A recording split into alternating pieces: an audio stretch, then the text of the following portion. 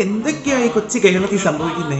എന്തൊക്കെ കാര്യങ്ങളാണ് അല്ലെ? എന്തൊക്കെ കാര്യങ്ങളാണ് നമ്മുടെ കൊച്ചു കേരളത്തിൽ സംഭവിക്കുന്നത് അല്ലേ? 3,42,00,000 രൂപ നഷ്ടപ്പെട്ട ഒരു ഡോക്ടർ ഷെയർ മാർക്കറ്റിംഗ് വഴി പൈസ നേടാം എന്നുള്ള വ്യാജേന പുള്ളിക്കാരന് 3,42,00,000 രൂപ ഈ കഴിഞ്ഞ ആഴ്ച നഷ്ടപ്പെടുകയുണ്ടായി. അതുപോലെ അതേ സെയിം കേസിൽ നമ്മുടെ കേരളത്തിൽ തന്നെ 2 കോടിയോളം രൂപ നഷ്ടപ്പെട്ടു എന്ന് റിപ്പോർട്ട് ചെയ്ത 4 കേസുകൾ.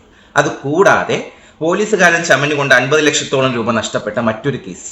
അത് കൂടാതെ ഇപ്പോൾ ഇൻസ്റ്റഗ്രാമിൽ ട്രെൻഡിംഗ് ആയിട്ട് പൊയ്ക്കൊണ്ടിരിക്കുന്ന നമ്മുടെ ഫ്രണ്ട്സിന് കാശ് ലഭിച്ചു, ബിറ്റ് കോയിൻ മൈനിങ് വഴി കാശ് ലഭിച്ചു എന്ന് പറഞ്ഞ് പല വ്യാജ അക്കൗണ്ടുകൾ വഴി നമ്മളെ സമീപിക്കുകയും നമ്മുടെ ഇൻസ്റ്റഗ്രാം അക്കൗണ്ട് ഹാക്ക് ചെയ്യാൻ ശ്രമിക്കുകയും അതുവഴി നമ്മുടെ കാശ് തട്ടിയെടുക്കാൻ ശ്രമിക്കുന്ന മറ്റൊരു ടീം. നമ്മൾ മലയാളികൾ എത്ര കൊണ്ടാലും പഠിക്കില്ല എന്ന് പറയുന്നത് ഇതൊക്കെ കൊണ്ടാണ്. എന്തുമാത്രം പത്രങ്ങളിലും ന്യൂസിലും നമ്മൾ ഇത് എത്ര കണ്ടാലും ഇതുപോലുള്ള കാശ് കിട്ടുമെന്നുള്ള ഉടായ്പകൾ വരുമ്പോൾ നമ്മൾ പോയി ചാടുക തന്നെ ചെയ്യും. ഞാൻ ചെയ്തിട്ടുള്ള ഒരുപാട് വീഡിയോസ് ഞാൻ പറഞ്ഞിട്ടുണ്ട്, വ്യക്തമായി പറഞ്ഞിട്ടുണ്ട്. അഥവാ നിങ്ങൾക്ക് കാശ് നഷ്ടപ്പെടുകയാണെങ്കിൽ പോലും നമുക്കത് വീണ്ടെടുക്കാനുള്ള സൊല്യൂഷൻ അവൈലബിൾ ആണ്. ഇപ്പോൾ national cyber crime reporting portal എന്ന് പറഞ്ഞിട്ടുള്ള 1930 എന്നൊരു നമ്പർ ഉണ്ട്. അത് നിങ്ങൾ എല്ലാവരും നോട്ട് ചെയ്യണം എന്ന് ഞാൻ ഒരുപാട് വീഡിയോസിൽ പറഞ്ഞതാണ്. നിങ്ങൾ കാശ് നഷ്ടപ്പെട്ടു എന്ന് നിങ്ങൾക്ക് ബോധ്യപ്പെടുന്ന ആ നിമിഷം മുതൽ 2 മണിക്കൂറിനുള്ളിൽ നിങ്ങൾ റിപ്പോർട്ട് ചെയ്യുകയാണെങ്കിൽ കാശ് നിങ്ങൾക്ക് വീണ്ടെടുക്കാൻ പറ്റും.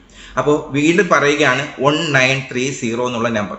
ഇതുപോലുള്ള അബദ്ധത്തിൽ പോയി ചാടാതിരിക്കുക, ദയവ് ചെയ്ത് ചാടാതിരിക്കുക. ഇപ്പൊ മുമ്പ് മൊബൈൽ ഫോൺ യൂസ് ചെയ്യാൻ അറിയാത്ത അല്ലെങ്കിൽ എഡ്യൂക്കേഷൻ ഇല്ലാത്ത ആൾക്കാരെ പറ്റിച്ചുകൊണ്ടിരുന്ന ആ ഒരു മാഫിയ ഇപ്പോൾ ശ്രമിക്കുന്നതും എഡ്യൂക്കേഷൻ ഉള്ള സൊസൈറ്റിയിൽ അത്യാവശ്യം അറിയപ്പെടുന്ന ആൾക്കാരെ കൺവിൻസ് ചെയ്ത് അവരെ പറ്റിക്കാനുള്ള ശ്രമങ്ങളാണ് ഇപ്പോൾ നടന്നുകൊണ്ടിരിക്കുന്നത്.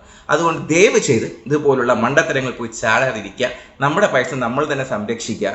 1 രൂപ പോലും മറ്റൊരാൾ വെറുതെ കൊണ്ട് നമുക്ക് തരില്ല എന്ന് ആദ്യം മനസ്സിലാക്കുക. Thank you so much.